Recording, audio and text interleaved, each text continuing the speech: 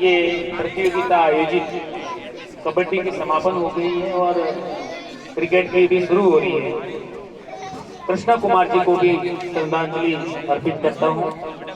मंच पर विराजमान हमारे मुख्य अतिथि सिरोही प्रधान साहब हसमुख कुमार जी, कार्यक्रम की अध्यक्षता कर रहे 22 परगना के अध्यक्ष वीराराम जी पल्लाई, हमारे भाजपा के वरिष्ठ नेता प्रकाश जी रावी सर, सभी वो वहां पर खड़े हुए यहाँ पर आ जाए।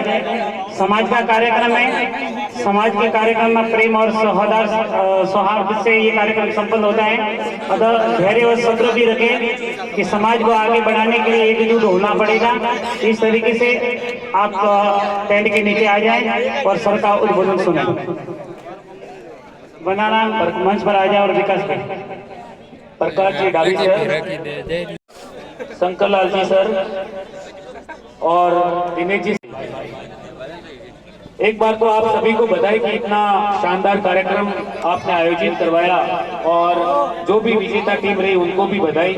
सभी बुजुर्गों को, सभी युवाओं को मेरा एक बार दीपावली का सभी को राम राम शुभकामनाएं सभी को। देखिए, हम सबके काफी कुछ बातें प्रकाश जी ने कह दी है, शंकर जी ने भी कह दी है। काफी कुछ बातें जो है कि जीवन में किस किस क्षेत्र में आगे बढ़ना है, प्रकाश जी ने तो हर क्षेत्र की बात की। बस हमें ध्यान सिर्फ इतना रखना है कि हम जिस भी क्षेत्र में आगे बढ़े, जिस भी मुकाम पर पहुंचे,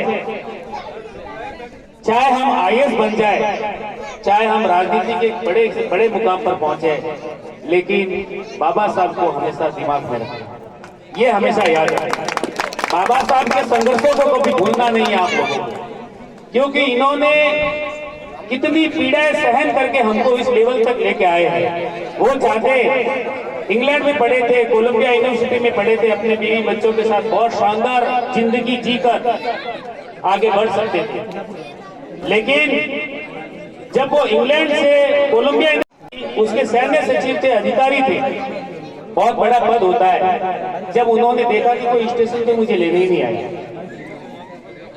जब वो ऑफिस में ड्यूटी करने के बैठे, फाइल ऐसे फेंकी जाती थी जैसे कोई, मतलब बहुत बुरी स्थिति उनके साथ गुजरी थी। जब वो रुकने के लिए कमरा लेने गए तो एक पारसी धर्मशाला में रुके। जब पता चला कि वो अछूत आदमी है तो उनकी वहां से भी उन्हें निकाल दिया गया। जब ये पता चला कि इंग्लैंड से पढ़ा हुआ मेरा एक दोस्त है, पंडित है, उसके घर जाकर रुक लूंगा, वहां पर भी उन्होंने देखा तो उन्होंने कहा, देख मेरे को कोई प्रॉब्लम नहीं है, लेकिन मेरे जो ये नौकर है वो आप जैसे ही रुकोगे तो वो भाग जाएंगे, इसलिए मैं रख नहीं सकता। एक ईसाई दोस्त के पास गए, उसने कहा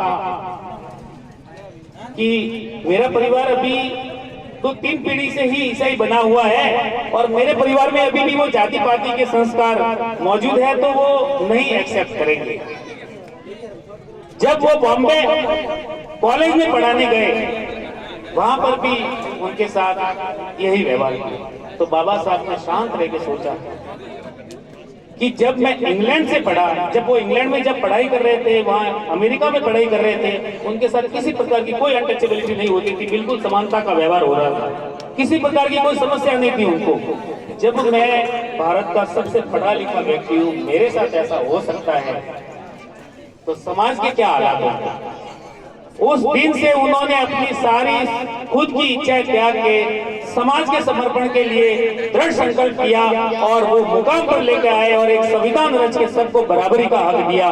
वो हमारे बाबा साहब थे। इसलिए बाबा साहब की वजह से ही हम आईएएस बनते हैं, आरएस बनते हैं, ये हम समाज वाले सब खुश होते हैं, बहुत अच्छी बात। लेकिन मेरे उन आईएएस आईपीएस से भी निवेदन है कि जब भी बात समाज की आती है तो सबसे पहले आप जिस प्रकार से परिवार संकट में होता है, परिवार की हेल्प करते हो, तो जब समाज संकट में होता है तो समाज के लिए भी पहला फोन आपका जाना चाहिए। मैं ये नहीं कह रहा हूँ कि संविधान के विपरीत जाओ, संविधान के अनुसार काम करो, लेकिन अगर कोई पुलिस वाला हमारे समाज से बदतमीजी कर रहा है तो एक आईएएस का फोन जाएगा तो वो शांत रह जाएगा। ये हमारे समाज के जो आरक्षण का मूल उद्देश्य भी यही है। जैसे भाई साहब ने बताया, आरक्षण के लिए 1% नौकरियां है और 15-20 हजार या 1 लाख व्यक्ति नौकरी लगने से समाज का भला नहीं होगा। बहुत बड़ा विस्तृत समाज है, इतना बड़ा समाज का भला नहीं होगा। लेकिन ये भी सोचना चाहिए कि जो प्रशासन में है वो नौकरियों में, और शासन तो राजनीति के माध्यम से होता है, लेकिन प्रशासन तो सारे अधिकारी लोग संभालते हैं। जब हमारे संविधान के दायरे में रह के जब समाज का भला हो सकता है तो हम उसको निश्चित रूप से करना चाहिए। ये बाबा साहब से प्रेरणा लेनी चाहिए, क्योंकि हम लोग वो नहीं है जो विरासत में हमको गद्दी मिली है। हम लोगों ने जो कुछ भी प्राप्त किया, यहाँ तक पानी से लेकर माइक तक संघर्ष करके प्राप्त किया। हमारे पूर्वजों ने उसके लिए अथक प्रयास किए हैं। महात्मा बुद्ध ने इसके लिए प्रयास किए, ज्योतिराव फुले ने प्रयास किए, बाबा साहब अम्बेडकर ने प्रयास किए, कबीर साहब ने प्रयास किए, और ये हमारे बड़े बुजुर्ग हैं जिन्होंने असहनीय दुख झेल के आप लोगों को पढ़ा लिखा के इस मुकाम पर लेके आए हैं। तो हमारा भी कर्तव्य है कि इन हमारे महापुरुषों का योगदान को याद रखते हुए रात दिन मेहनत करें, और बच्चे जो है वो रात दिन पढ़ाई करें। बाबा साहब के जैसी समस्या नहीं है कि आपको स्कूल के एक तरफ बैठा जाए। आपके माँ बाप आज के समय में कुर्सी, टेबल, लैंप, मोबाइल जैसा कोचिंग चाहिए जाते हैं, दिलाते हैं, लेकिन हम लोग क्या करते हैं? रील में व्यस्त रहते हैं, व्यसन में व्यस्त रहते हैं, फैशन में व्यस्त रहते हैं। तो हम लोगों को उसका कर्तव्य निभाना चाहिए, प्रेरणा लेनी चाहिए बाबा साहब से, क्योंकि हमारे घर में उजाला शिक्षा से होगा, अच्छी प्रशासन में नौकरियों से होगा, नौकरी के साथ साथ समाज के प्रति सद्भावना से होगा।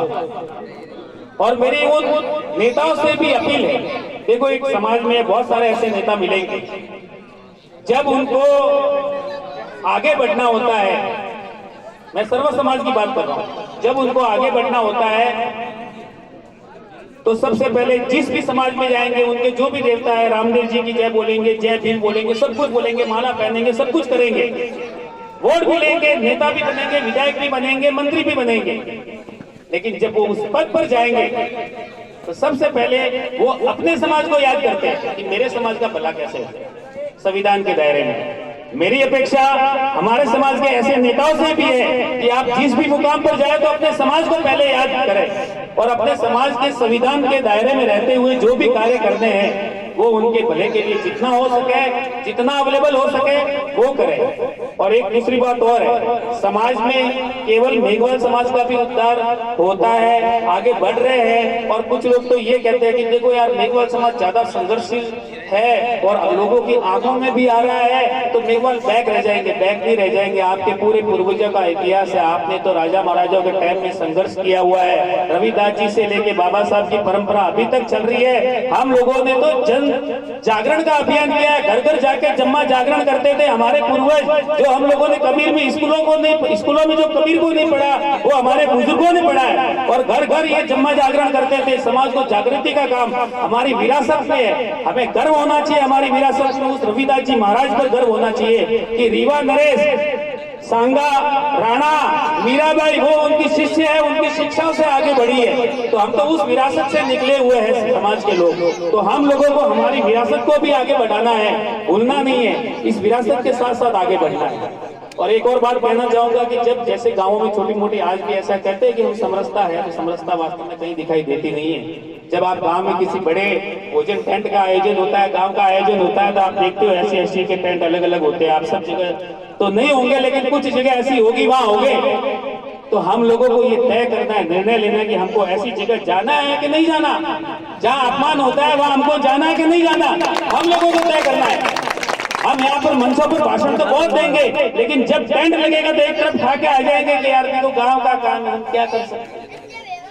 भाई सुधार कब होगा आप लोगों को? हम लोगों को समाज में जागृति भी फैलानी है, और साथ साथ में अपने से जो नीचे लेवल के अपन जिनको मानते हैं, जो लोग मानते हैं, उनके साथ भी समानता का व्यवहार करना, सबके साथ समानता का व्यवहार हो। समाज में अभी बहुत सारे संगठन, और हर संगठन को कभी हमें शक के दायरे में नहीं रहना। जैसे प्रकाश जी भाई साहब ने बहुत अच्छी बात की कि किसी भी विचारधारा के हो, चाहे बीजेपी के हो, कांग्रेस के हो, वामसेक के हो, आरएसएस के हो, किसी भी विचारधारा के हम लोग हो, हमें जब समाज की बात आती है तो एकजुट रहना है। ये बहुत ही शानदार बात है। और लोग आपके पास में आएंगे, समाज में परिवर्तन के लिए आएंगे। अभी जैसे प्रकाश जी भाई साहब जिस पार्टी से बिलोंग करते हैं उसका संगठन आरएसएस, वो भी पंच परिवर्तन का अभियान भी चला रहा है, तो वो लोग आपके पास भी आएंगे। देखो समरसता होनी चाहिए, तो हमें किसी भी संगठन को ये नजरअंदाज नहीं करना कि ये तो देखो इनकी विचारधारा अलग है, लेकिन अगर आपको बराबरी का दर्जा मिल रहा है तो कोई सी भी विचारधारा हो उसके साथ लगते बराबर का दर्जा जरूर प्राप्त कर लेना चाहिए, ये आपको ध्यान में रखना चाहिए। क्योंकि समाज में हम लोगों का उद्देश्य समानता स्थापित करना है। अब वो समानता किसी भी माध्यम से हो, चाहे पार्टियों के माध्यम से हो, संघ के माध्यम से हो, या जय भीम के हमारे संगठनों के माध्यम से हो, हम लोगों को समानता स्थापित जरूर करनी चाहिए। ये बहुत सारी बातें हैं जो छोटी छोटी बातों को हम लोगों को याद रखना चाहिए। और एक और इम्पोर्टेंट बात मैं कहना चाहता हूँ, हमारे बड़े बुजुर्ग हैं, काफी लोग संघर्ष करके हम लोगों को आगे बढ़ाया है। आप लोगों को ग्राम पंचायत में जब भी ग्राम पंचायत की बैठकें होती तो वहाँ जरूर जाया करें। समय का ध्यान रखें। बिल्कुल बिल्कुल, इधर उधर होटलों में जैसे बैठते हैं चाय पीते हैं, लेकिन उतना का उतना समय ग्राम पंचायतों में भी लगाए, क्योंकि पूरे गांव का बजट करोड़ों रुपए का बजट आता है, गांव के विकास का हिस्सेदारी होती है, और हमारा समाज बहुत बड़ा समाज है, तो सभी को वहां पर बैठना चाहिए। आपको पता तो चलेगा कौन कौन सी योजना है, जैसे भाई साहब ने बताया कि क्या क्या योजना आ रही है, क्या क्या लोन की स्कीम आ रही है, वो हमको पता नहीं रहता।